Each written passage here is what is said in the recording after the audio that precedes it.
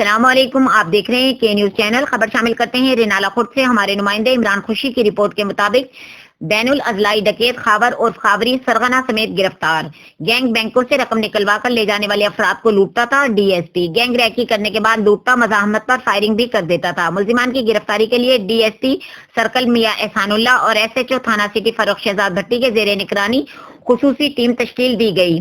تھانہ city police نے جدید سائنسی ٹیکنالوجی کے بروئے کار لاتے ہوئے خاور اور خاوری گینگ کے 2 دکانداروں کو بھی گرفتار کر لیا، جن کی شناخت خاور اور خاوری اور فیاض کے نام سے ہوئی۔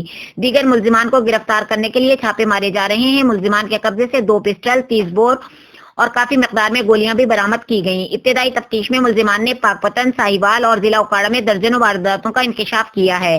ملزمان کے قبضے سے 18 لاکھ روپے نقدی بھی برآمد کیے گئے۔